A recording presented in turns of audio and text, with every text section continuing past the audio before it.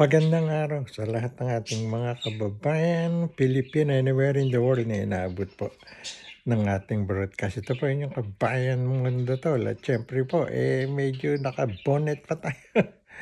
Malamig po kasi sa labas. Ngayon po rito sa Toronto ay 8 degrees centigrade. At katatapos ko lang pumasok ng bahay at inihatid ko sa eskwelahan ng ating bunsong apo na aking pong ginagawa ting everyday na may pasok. Ayan. Well, ngayon po ay November 14, 2023 at tayo po ay nag-broadcast sapagkat bukas or sa makalawa ay birthday ng aming ating Jerty Datolbong Karawan, yung panganay po naming kapatid na babae na tumayong nanay po namin, lalo sa akin at kay Flora at kay Mil at kay Flora. Kami pong tatlong pinakabatang magkakapatid nung mamatay yung nanay namin nung December 11, 1967. Bata pa po ako noon. Saka si Mil at si Flora. Ayan, kaya siya po ang tumayong nanay at kaya ko po nabanggit ito ay naalala ko lang yung binibigay niyang caring at pagmamahal. Lalo na sa akin noon sapagkat bata tayo ng teenager, medyo tinamaan ako sa pagpanaw ng nanay at love ako ng nanay ko. Totoy boy. Kahit saan pumunta si nanay nung maliit ako, sinasama ako noon. At saka siyang katiwala ng mga Esquivel, yung sa mother side niya o sa lola namin na namahala sa kanyang mga bukeri nung araw sa Haen Nueva Ecija. Taga Haen Nueva Ecija po ko, alam naman yun. At dito po ay pinapaalala ko lang po na sana mahalin niyo pa magulang niyo, saka yung mga nakatatanda niyong kapatid na buhay pa at nagbibigay sa inyo ng pagmamahal at pag-aalaga. Ganyan po talaga tayong mga Pilipino, matanda na pero nagbibigay pa rin tayo ng caring, pagmamahal sa ating mga kapatid, ayan, sa ating mga kamag-anak, magulang. Lalo na sa ating mga magulang. Kami, wala nang magulang Yan, nanay at tatay, patay na. Hanggat buhay ang magulang niyo, mahalin niyo. Sandali lang ang buhay ng tao sa mundo. Pakita naman natin yung ating pagmamahal. Salamat po. Well, ang daming isyong dapat na kunin natin. Pag-usapan yung sinulat ko po ngayon sa lalabas na Philippine News Today sa Vancouver na pag-aari ng Rayport Media sa Fortaleza, si Paring Rayport at si Kumaring Shelly Fortaleza. Inaabuso na tayo ng China. Sabi ko nga, biruin mong binugahan na naman ng tubig at hinarang na naman yung ating mga supply boats na pupunta rin po sa mga sundalong nakatalaga dyan sa Ayungin Shoal. Alam mo, sa West Philippine Sea, binubuli na tayo talaga. Pero actually, kahit ano gawin natin, hindi naman natin pwedeng gerahin yun. Ika nga, mananalo ba tayo? Ang liit-liit ng Pilipinas, kung kukumpara mo sa isang world power na tulad ng China. Ang kahileran niyan, siyempre, ang US. Ang US, ang Canada, pati Japan. Malalakas yan sa mga pandigma. Tayo, meron nga tayong mga pandagat, pero saan mo ilalaban yun? Sa umuusok bang karagatan ng West Philippine Sea? Hindi po tayo mananalo dyan. Kaya sabi ko nga ng Pangulo patong si Tatay Digong, kinaibigan niya ang China. Nagbigay ng maraming mga negosyo at utang. Puro utang para build natin. Gagawa ng maraming karsada, mga proyekto para sa pakanan ng mga Pilipino. Natin, At ang inawi naman ni Digong noon, ni Tatay Digong, ang USA. Pati nga ang Pop, napakasama nun. Minura mo yung Papa, relihiyon. Tapos ang nangyari, balewala lang sa mga Pilipino. Tuwan-tuwa pa nga ang maraming Pilipino. Pero ako kahit sinuportahan ko si Digong, hindi ako nangiti. Hindi ko tinanggap yung pagmamalabis niyang pagmumura. Ika nga sa Santo Papa, sapagkat devoted Catholic tayo eh. Pinanganak tayong Katoliko. At any rate, nakalusot siya ron eh. Alam magagawa natin eh, ng kanyang paniniwala. Diyos daw natin eh, sa kanya iba Diyos niya. Pero maganda yung nagawa niya. May magandang nagawa tulad nung sa droga. Ika nga natin, maraming nagsilayas, nakulong, mga drug lord.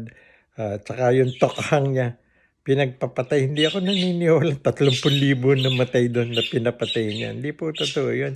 Gawa-gawa lang po yun ang naninira sa ating pamahalaan at kay Digong sa human rights. Inihabla pa sa ICC. Bumito nga tayo sa ICC. Alam pakialam International Crime Court sa atin. Hindi na tayo member nun. Kaya nga kahit itong ating Pangulo ngayon si Bongbong Marcos, si Presidente Bongbong Marcos, hindi niya ibibigay yung mga Pilipino, lalo na si Digong na dating Pangulo at gumawa ng nararapat at naaayon sa kanyang pasya na labanan yung droga. Hindi tayo anda ng ICC. Huwag nga po tayong mag-alala. Hindi naman ibibigay ni Bongbong yang si Duterte sa ICC. Alam pakialam ang ICC sa atin. At any rate, yun nga po ating bakit umaabuso ang China? Pinagbibigyan natin eh. Marami nagpanukala, i-boycott ang Chinese-made product, ika nga sa Pilipinas. Pag binoycott mo yun, ano pa matitira sa market? Karamihan sa mga tinda kahit na saan, candy, sapatos, tsinelas, hanggang sa mga materyales sa bahay, made in China, mga damit, everything. Tanggalin mo yun, huwag mo mabilin yun eh. Kaya nga mura ibang bilihin natin ng mga merchandise dahil made in China. Meron naman kang made in Korea. Sabi made in Taiwan. Ayan, but sa China, marami kasi sa China. Tsaka utang natin, pag siningil tayo nun, ubus tayo kaya natin. At diplomasya pa rin ang kailangan dyan. Pero kung ako tatanungin, kaya nating lumaban, ba't hindi? Binobombat ng tubig yung ating mga supply ship Mga bangkang maliliit lang yun dapat ako, suggestion ka, sabi nga kay paring Rayport, yung may-ari at editor-in-chief at kay Maring Shelly, fortaleza ng PNT, saka PNT Showbiz sa magazine, ika nga natin.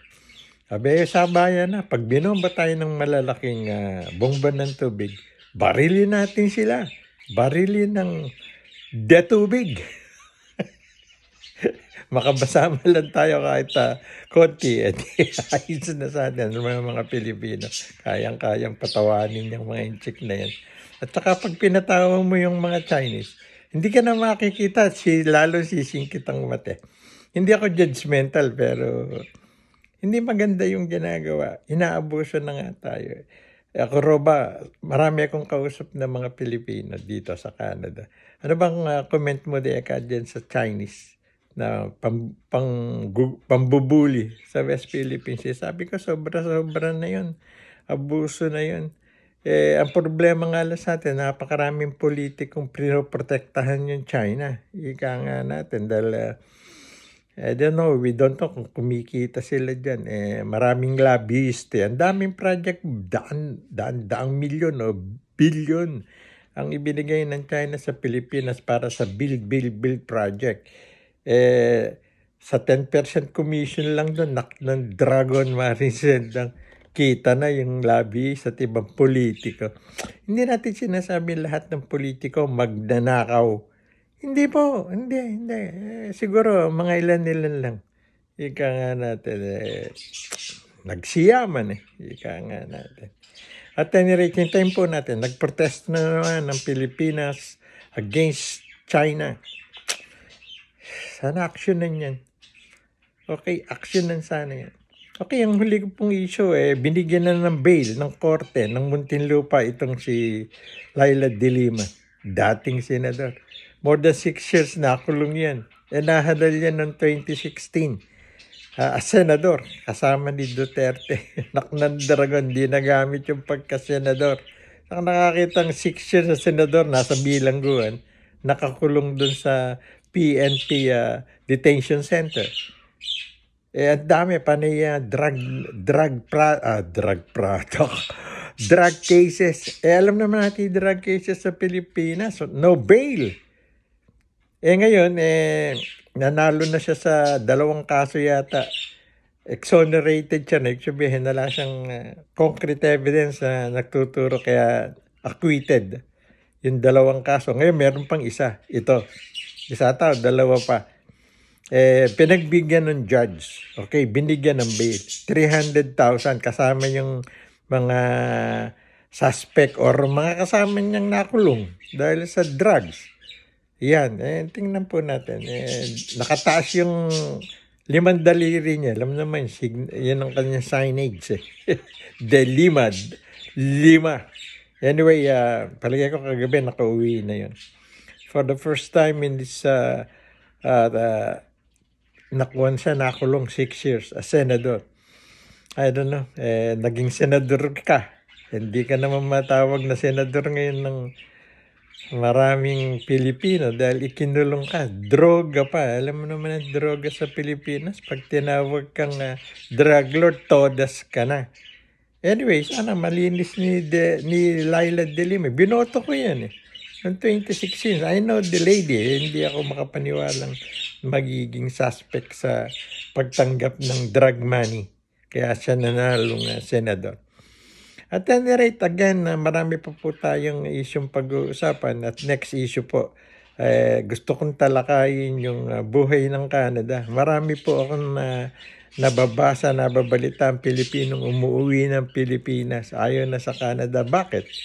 Yan ang ating tatalakayan. Ako, uuwi ako, doon ako magre-retire. Pwede, ba't hindi? Pero, sa susunod po nating pag-uusap.